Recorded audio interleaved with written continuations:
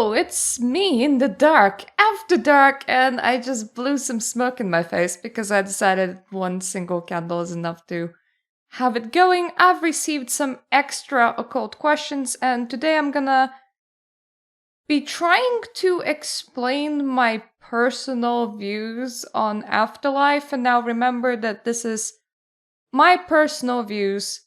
None of us can really know the whole truth or multiple truths because we can't even prove that it's a singular thing. So all of us could be right, all of us could be wrong, or any amount of steps in between.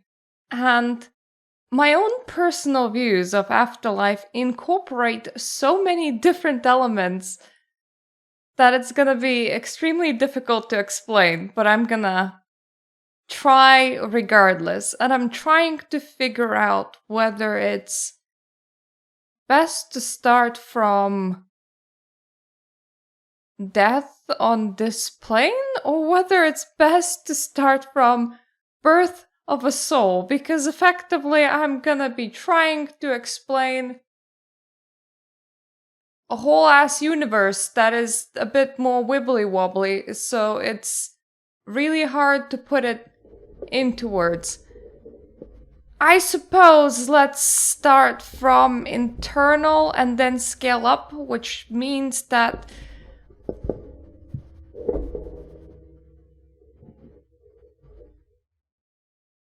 cat. Okay, my cat's done making noises. Which means that at some point I will have to segue into a completely different point that still intersects, and it's gonna be awkward. Because there's 2 points to start from, and you kinda need them both. I don't have any infographics. I thought I might actually draw something, but then I would look like the crazy aliens guy. So let's just start from here. Let us start from death. And a good place to start is the fact that very few places outside of the physical are immovable and apply to the same laws. Effectively, once you pass the physical, it's almost a dreamlike state in the fact that everything is moldable and people can make their own worlds, as your thought is law if you have the power to power it, or if you are in an extreme situation enough. Meaning that we have to start from the fact that you can create your own personal hell by dying in incredible distress. And it will be one that's fairly hard to pull yourself out of. You know those incredibly distressing sequences that you can... episodes that you can go through in real life where you believe that nobody loves you, where you're in incredible emotional pain, when you are self-deprecating, when you think that there's no hope left.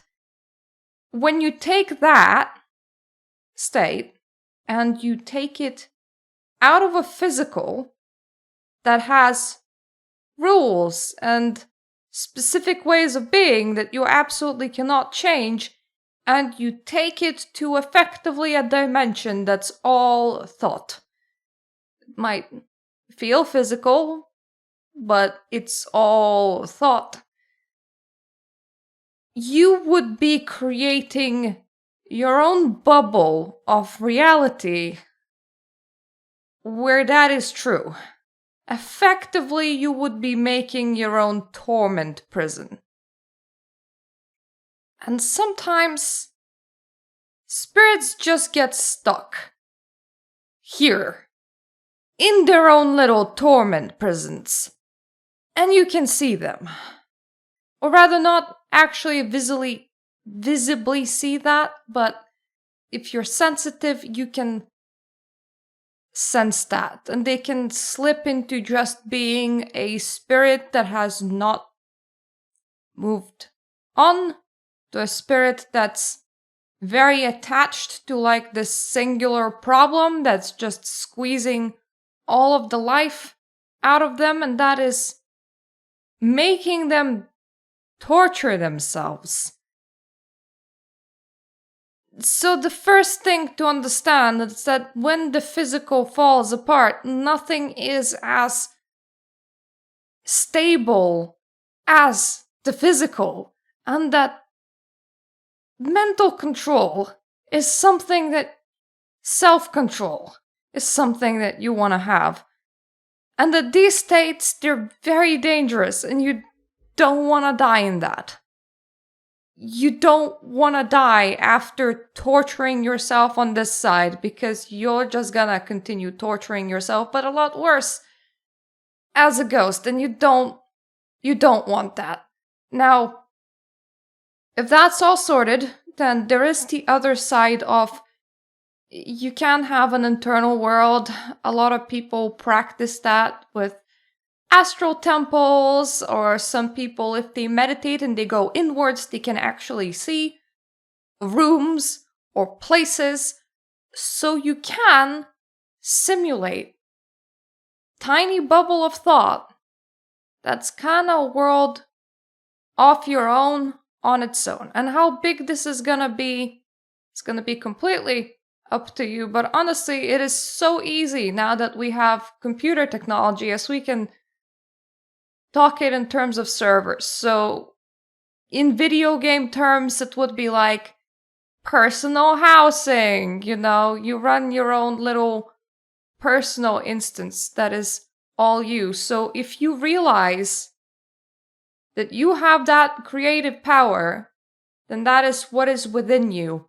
And you can slip to that and out of that and interact with the rest of everyone else as you please, but that is always within you. And that power to create is really what undoes people, because once again, I can't quite explain just how dangerous it is to die in a horrible, horrible, horrible mental state. So if you can, don't do that. And it's not necessarily the end, because you can pull yourself out of that, or you can have somebody else to maybe help you with that, but it's gonna be hell of your own making.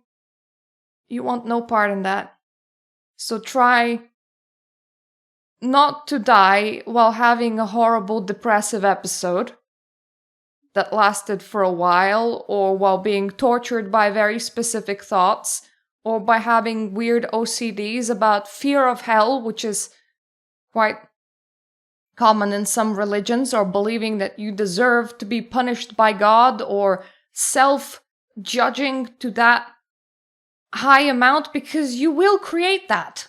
And it will be nobody else doing it to you. It will be all you. So, welcome to my explanation of hell. Because that is my explanation of hell. Now, let's say that we are now moving out of the personal. We now know that we can create our own little worlds, and we can accidentally make them very horrifying, because once again, it's a place of thought, no longer the place of physical, so everything's a bit more wibbly wobbly, making it a tiny bit more complex. Let's move to this plane. You can continue wandering the physical. You can visit Paris if you want. You won't be exactly interacting with anything, as you're no longer alive. But you can have a wander. You can have a wander in space. You can admire the sun. Though I imagine if you wandered all the way up to the sun, that might be kind of scary. But you can do that. And when you feel that it is okay to move on, that is when you cross over. You kind of leave the physical behind. You're already not physical. So you move through that nice little sheet or blanket or however you want to call it into just the myriad of worlds of non-physical. And this is where is gonna get very, very funky because they're very hard to understand, as once again, wibbly wobbly. So let's start from that, segueing back to the other point that we could have started from. How are souls born? Once again, completely personal point of view, mind you, so I can't prove any of this, but there is this sea of creative energy, just a whole ass mass of energy that's just there. No clue where it came from, but it kind of looks black and globby, and it's just the friggin' giant ocean of really condensed energy. And fun fact, nobody asked, but you can eat it. At least Dream Me has very weird ideas of what to do when they're confronted with the energy of creation, and I'ma taste it is apparently one of the ideas that crossed my mind. Cool, me. Is that how I'm gonna react to everything? Oh, hey, look, some dirt. Let me lick it. What does it taste like? But anyways, we have this ocean of energy. This is where if you're completely over with existing or having consciousness, you can just kind of return to. Because you're just gonna join the denseness of really, really big energy ball. That's just a really, really big energy ball. I'm not entirely sure that it ever changes. Like, I don't think that it reduces or expands because eventually everything comes back to the energy ball sooner or later. Presumably. I've talked to entities, they consider themselves infinite because there isn't really a way for them to die, but if their whole stream has decided to self-destruct, if that was possible, they would just return back to that energy ball, which is woof. And when I say meet, by the way, I do mean meditation states, dreams. I don't mean I am seeing literal gods walking around, so please don't overly internalize that. I'm gonna use these kind of mundane words, but I don't actually mean physically meet. So once again, this is a point of view. I might be entirely wrong, but this is what I believe in. That's how I'm gonna present it. So this energy ball, sometimes it has bits of it just bloop, separate up. Don't imagine like a literal ball, imagine like a literal fucking ocean. It's really huge. And the bits that separate kind of continue traveling upwards with really no guidance or idea or direction, but they're the start of consciousness. And I talked, we need to establish that I'm gonna be using mundane terms, but I don't mean that there was literally a person sitting next to me giving me these answers. I mean that I divinated for these answers, which once again is a lot reliable on belief. I talked to my patron, which is Lucifer, and I know what I can and can't disclose, and he said, this is gonna be an interesting bit that you can't disclose. There is an agreement by the entities that somebody does a scan for these and just kinda whooshes in, collects them, and directs them to more stable, mutually ran kind of environment that they call the nursery, and from there on they start directing the tiny bits of souls into the physical where they can safely try and figure out how to be different living things and slowly grow and evolve in a pace environment that's safe for them rather than. I mean, my reaction was to taste the sea. Energy is edible.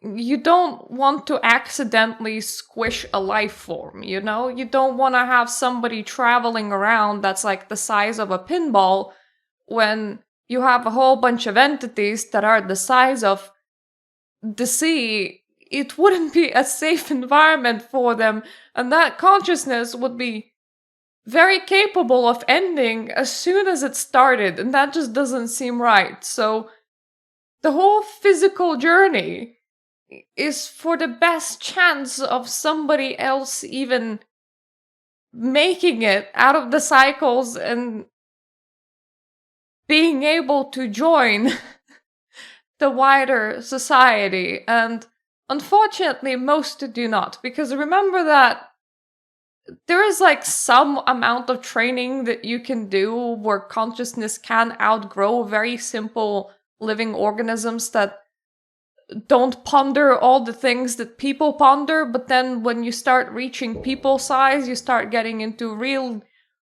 danger territory where the self-destructive desires fire up, where people are like, no, I don't want to exist. I don't want to exist in any form. And I have, for a split second, managed to actually break my mind at one point.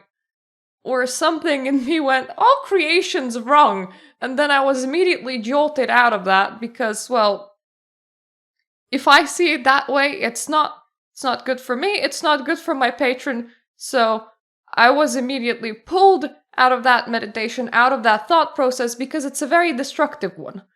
Another fairly destructive thought process is, we're one and the same, and I want to join the all. Because effectively what you're joining is that, giant sea of glob of energy / consciousness that other consciousness are kind of born out of, with really no kind of guidance or idea of where they are or what they're doing. But you want to assimilate into that, which I've heard is actually, for people that undertake that path, is a pleasant feeling, but that's the end of you. Like, that's the end of you existing in any way, shape, or form. Your energy is now being sloshed about with all the rest of the energy and can come out as new tiny little bug-sized souls that have literally not a fucking clue what is happening or where they are or who they are. It's just the start. It's the tiny, tiny start of the consciousness. So, fun idea for all of you. All of the beings that officially exist, and I don't actually know all of their numbers because some of them have multiple names and just kind of renamed themselves as history went on to just stay permanent. So we can just say that all of the possible areas that would somewhat relate to life, like love, knowledge, death, they have somebody that specializes in it and is part of that current. And that's probably quite a lot of souls, honestly. And all of them can have multiple different names and appearances that they present themselves as, but it's very hard to actually know where one ends and another one begins. But however many of them are, there has been a consensus reached that there is a stable plane that's like a nursery for those new souls. And there are people, ghosts, spirits, doesn't really matter if they were human or not. It doesn't really matter if they're lived a very long time ago or lived not on Earth. It doesn't. It's a spirit of some sort. Spirits of some sort that are responsible of taking care of that and running those operations. Now, building on that, building on the fact that there is like a stable nursery plane, there are many of paradises and I don't want to say hells, more like prison systems for people that are coming back and going back to Earth, back and forth, people that are in the reincarnation process, just so that they have a place to rest for however long that they want, or that somebody is there to teach them and to get specific qualities out if they're going too far, the very destructive route. Because if you have somebody that is very dead set on mass murdering everyone, that's just not a happy place to be in. So you have somebody to be in charge against those that really have no self-control and manage to get themselves stuck in emotion of anger or excessive greed where everything has to be theirs, or lust where they would literally want to shag a pillow and shag a you can't have those around other people. We all have some amount of different emotions, but when you get like really stuck in just like the furthest point, it's just not very safe for anyone else to be around you because you're a bit not compatible with society. So you have small planes for that just kind of work on those individuals more like on a one-by-one basis to just get them to a point where they could return to the reincarnation process, or they could return to like some other like more paradisey general astral plane without going absolutely bonkers on everyone else. So you can call it a prison, you can call it a hell, but it's not. It's neither. It's not really there to torture you, it's just there to stabilize that spirit to a point where it can safely interact with absolutely everyone else. So yeah, I suppose the concept of sin, but I wouldn't really call it sin. It's more, I suppose, knowing how to control your own emotions and self-control. If anything like that, not just having to have a caseworker assigned to you that will have to perform psychology and therapy, among other things, because you're just not safe to be around. Then we have the other plane. This is building up from the nursery, so these are stable planes, and you can even like see them as world shape if you want. These are just run colloquially by multiple different entities that agreed to do so. They have more than enough power to actually like generate a world-like place. You're not just gonna walk off the edge because you exited the town and took a left turn. But these are just kind of stable places that are kept stable so that people can come in and have a rest before they decide to live again. Or maybe they don't want to live again. Maybe they're too tired of living, so they want to completely release into that giant sea of glob, and that's, personal choice. There's some people that can't pull themselves out of personal hells that we saw at the beginning will just kind of disintegrate themselves and rejoin the giant mass of glob, because I suppose all of the energy is kind of pulled that way anyway. But these are like stable places that you can go to, and everyone's at a different developmental level. You can't mix everything. You can't mix everyone and have them all in the same place. So there's several of those, and people go there and they have a rest, and it's not gonna be too influenced by their thoughts. They're not just gonna start manifesting utter weirdness without having any self-control over that. Now, let's say that you have no connections, right? But you want to out of that system.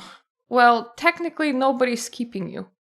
It's just that the out is not very safe, and once again, you kinda much smaller than everything else.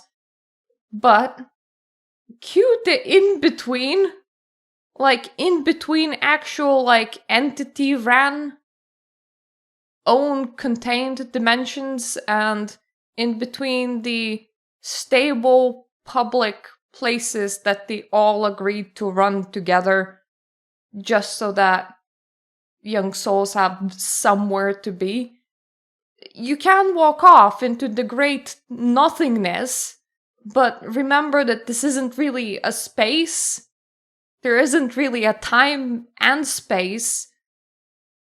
When we talk about entity dimensions, they're not like physically pressed against each other. They can be as wide and as big as they want to be, because it's like, once again, think in video game terms and think that you started like a new map and you did not specify its size, so for as long as the character model runs, it continues generating forward. So you have exited the nice assembled map that made sense, that had things for you to interact with, and you entered a gray free-for-all sandbox, or in this case it would be kind of black, honestly. Just never-ending field of black, because you haven't actually loaded into level 1, nor have you loaded into level 2, you're just kinda in level 0.5, I suppose, which is the in-between. That is kinda infinite. Whatever happens in there happens. Some people like to wander there, especially when they are astral projecting and doing that kind of travel. I've heard that a lot of mage souls, or rather, occult, I don't know how accurate would it say magician, because when we think magician, we think Harry Potter, we don't think somebody that practices the art of occult. Some occultists will have it in their mind that you're not the boss of me. Nobody's the boss of me. I can do this all by myself. And they're perfectly allowed to go and try, and they're the ones that are the most likely to just end up in level 0.5, which is the great endless nothingness, where anything goes and everything goes, and they can generate whatever the shit they want. But so can everything else. And energy is edible, once again, and much bigger things can squish you. So, in those spaces, there is a lot of aimless wandering and dodging. It's the wild, wild west of the in-between. Now, we have explained the public spaces, we have explained the in-between. Let us go to entities. Gods, goddesses, demons, angels. Every single being that you can follow, you can also kinda connect with stronger. And when souls get big enough, regardless, most of them are gonna connect to a being that they feel a strong connection to, and walk off the more public paths into the more private paths of that entity. It's where you go if you swear yourself to something. And it doesn't matter you sold your soul or you just really, really, really swore on yourself. Those worlds are of their making. Every single one has individual ones and normally more than one. And once again, remember that when you run your own personal world, it can be as big as a room.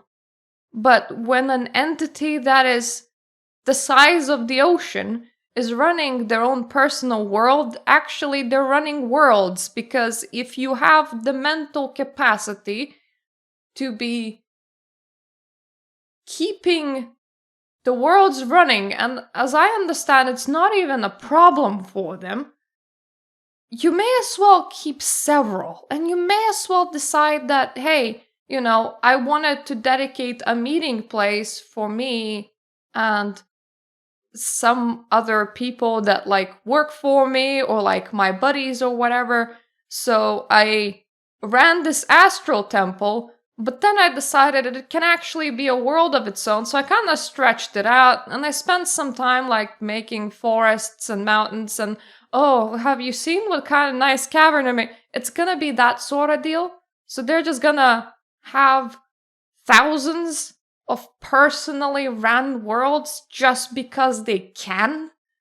And depending on what function you're performing to the entity that you're connected to, this can be more public, as in a lot of followers of that entity would be in that world alongside you, or it could be more private. Traveling between them is also kind of not a problem.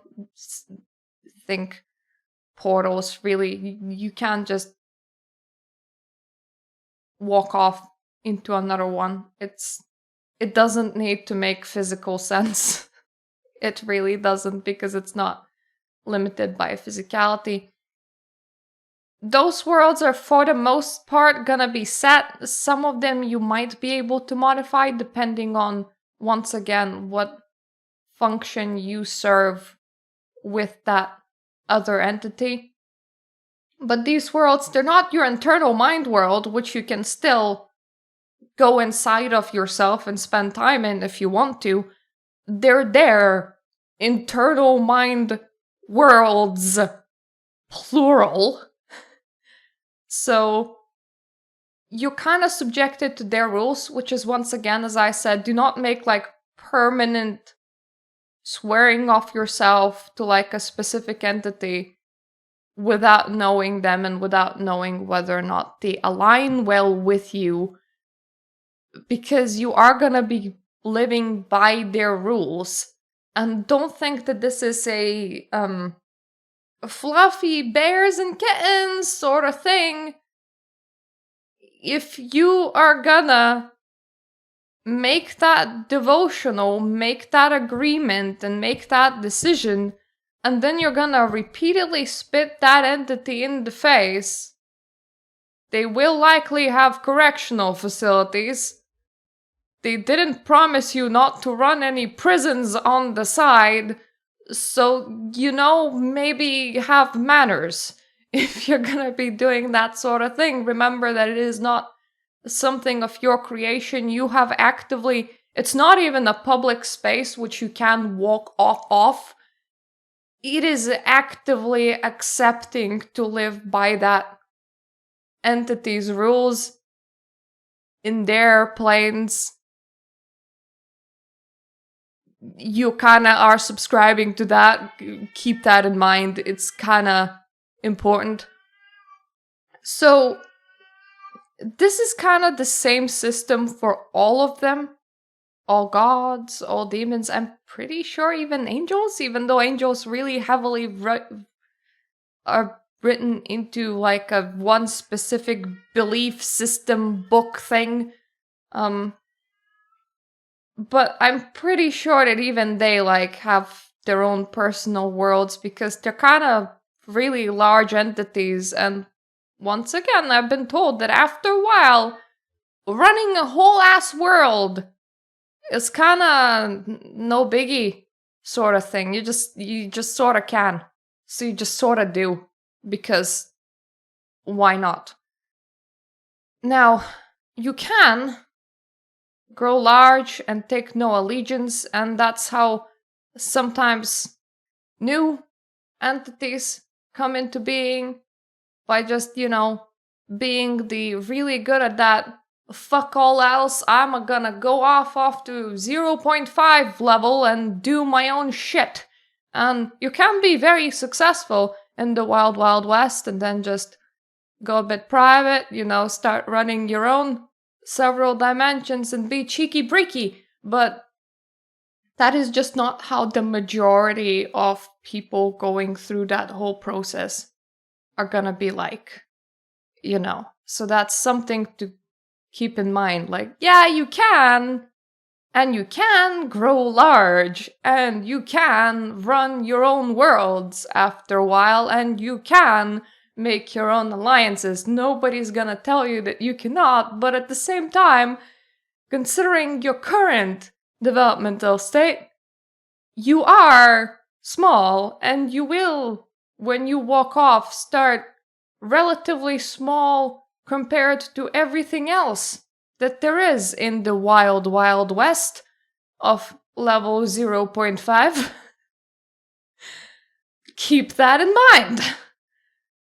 And this would be the sum up of everything that I can give you on my views of the afterlife. So effectively, all the afterlives exist.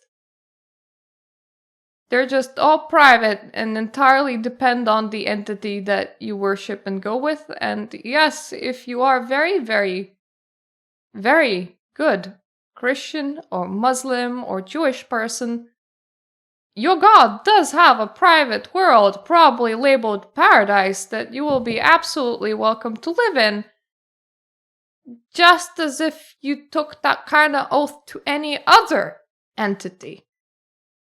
Though tiny bit to mention, if you find yourself to be in a very, very awful state after death, and presuming I'm right,